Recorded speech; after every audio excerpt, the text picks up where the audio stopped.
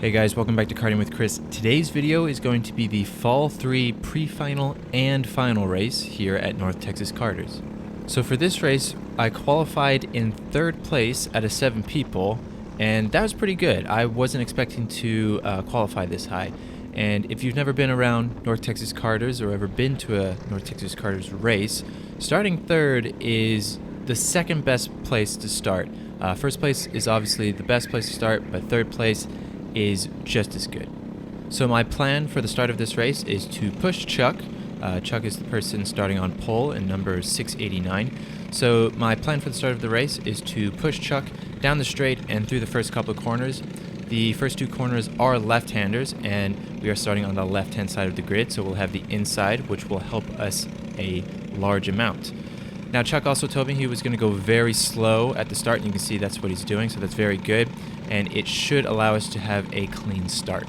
So for the start of this race, you're going to see just how much of an advantage the inside line has compared to the outside. So flagman waves green, we're good to go. So as I said, right off the bat, we're going to jump up into 2nd place before we even get to the first corner, and it's just that easy. We're in 2nd place. Chuck is still within reach of us. Landon behind me, he started in 5th, is behind me as well. So the 3 people on the inside got really good starts. But unfortunately, you can see Chuck's already kind of pulling away from me, but I'm not too upset with that because we've got Landon behind me. He's going to try and work together with me. He wasn't pushing me down the straight on that particular instance, but I know he's going to want to work together with me. And you can already tell that the race is kind of already settling down, at least for the top 3. So I'm not attacking Chuck. Landon's not attacking me. From 4th on backwards, everyone behind Landon, they all started fighting a little bit at the beginning, so this is going to allow the top 3 to pull away. So we don't have to worry about people from behind at this moment. You can see Chuck's getting a little sideways through turn 2 and 3 here. We're able to close the gap down on him. Not quite within his slipstream, but we've got Landon behind me. I think he is now starting to push me down the straights here, and this is going to allow us to catch up to Chuck in front. Now, one thing I was noticing at the beginning stages of this race is you can see Chuck, especially going through turns 8 and 9 here, he's getting just a little bit sideways. It's nothing too significant, but we have closed the gap just a little bit, and that's kind of telling me that he might be running lower tire pressures than me. So I got to really focus on these opening stages of the laps, make sure he's not, pulling away from me. And you can see we're kind of right on his bumper here. So the 3 of us, we are working together. We're not going to battle too much at the beginning because, like I said, we don't want people from behind catching up to us. That's not what we want. We want it just to be the top 3 battling for 1st place. Now, for those of you who have raced at North Texas Karters or have watched races at North Texas Karters, are pretty familiar with how pre-final racing works in terms of strategy. But for those of you who have never been here or watched a race at North Texas Karters, basically, the biggest thing you need to know about pre-final racing is that wherever you finish in the pre-final, that's where you start in the final. So we're obviously trying to get 1st place. If I can get 1st place, that'll be huge. I would really appreciate that. Landon behind also wants 1st place, and Chuck in 1st place currently wants to hold 1st place. Now, as we saw at the beginning of this race, 2nd place did not get a very good start. 2nd place is not within the top 3 right now. Everyone who's in the top 3 right now started on the inside, so 1st, 3rd, and 5th. Now, I'm in 2nd place right now. I don't want to finish in 2nd place. I want to be in 1st or 3rd. Now, Landon from behind knows this. He's not stupid. He's been in lots of races. He knows how the strategy works. So does Chuck. Chuck knows this as well. And Landon in 3rd right now wants to finish in 3rd. Obviously, if there's an opportunity for 1st, he'll take it, but he's not going to risk losing 3rd. So I don't have to worry about Landon trying to pass me unless he's going to try and go for 1st. If Landon does pass me, which is highly unlikely, I'll let him pass me because I want 3rd. So knowing this, I'm pretty confident Landon won't try and pass me. So it's just going to basically be a battle between 1st and 2nd between Chuck and myself. Landon's just going to be here kind of for moral support. Now, unfortunately, as you've seen throughout while I was talking, I've not been able to get that close to Chuck. I've been able to push him just the slightest bit going into turn 1, but not enough to go for a move, or at least a safe move. And this is kind of worrying. because Chuck was really fast throughout this day. Throughout both practice sessions, he was on top, and through qualifying, he got the pole position. So it's going to be very hard to pass Chuck. He was very fast today, but it's not impossible. So as I'm sitting behind Chuck, I've been analyzing where he's faster and where I'm faster, so I can kind of formulate what's the best way to pass him.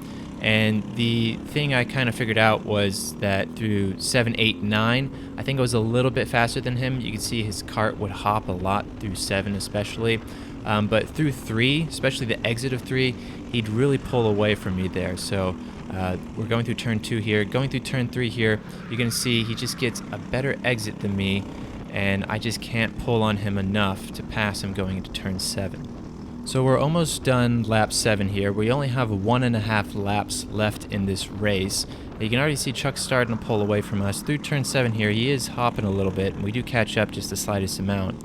But coming out of turns 8 and 9 here, he is going to start pulling away from me. And like I said at the beginning of this race, I think he was running a little bit lower pressures than me, and I noticed that my tires fell off near the end of this race. So he is going to start pulling away from me. But going through turn 2, you're going to see Chuck do his impression of a motorcycle. You can see his left rear tire getting up quite high off the ground. The video doesn't make it look too big, but that was a pretty big gap between his wheel and the tarmac. But unfortunately, you can see Chuck is really pulling away from me. Landon from behind has backed off, so he's not pushing me down the straights anymore. And it's looking like we're going to finish in 2nd place, which isn't really that bad. We're going to be starting on the front row. I've seen 2nd place get good starts before, so I'm not upset about this finish at all. But going down the back straight here, I give Landon a little wave behind me, and he waves right back at me, so how nice of him to do that. But yeah, that's where we're going to finish. Like I said at the beginning of this race, I'm also adding the final race to this video.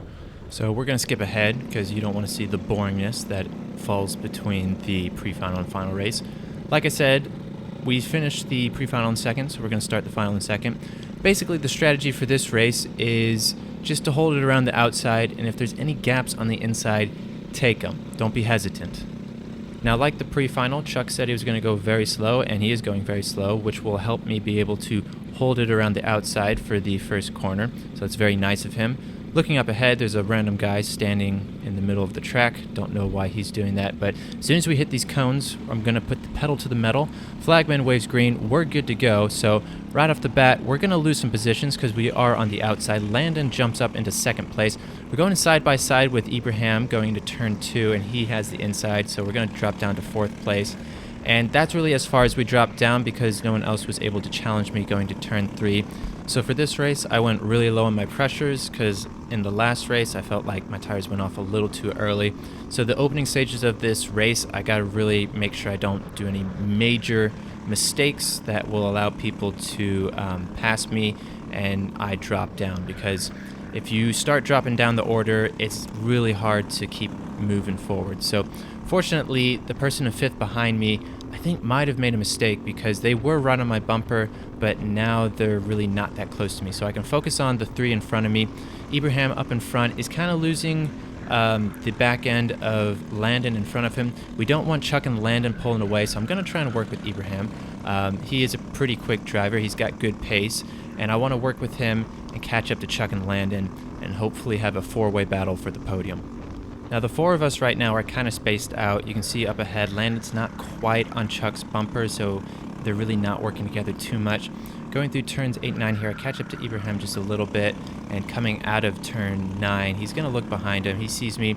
He taps his helmet. He wants me to work together with him, so that's good news for me. I will want to work together with him because, like I said, he's got decent pace, and it also means that he's not going to go defensive on me or anything. So the 2 of us are going to put our heads down and try and catch up to Chuck and Landon up ahead.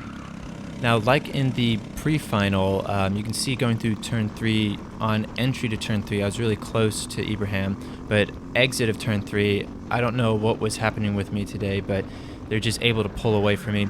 After watching this video and remembering the race, I think I was just overthinking turn 3 in the chicane, and so that's why I was kind of losing time there. But you can see the 4 of us are really spaced out here. We're not quite in that train that I want to be in, But that's not the end of the world. You know, we're on lap 4 out of 16. We've got plenty of laps left in this race, so I'm not too worried at this point. I got a decent gap behind me, so again, I'm not worried. I'm just going to keep my head down and focus on the people in front. So we're on lap 4, and there's a reason I added the final to this video, and it's a bit unfortunate, as going through turn 7, we're going to watch Ibrahim up in front. He gets a little sideways, and he kind of loses control of the kart. And it was at this point right here that I realized my race was about to be over.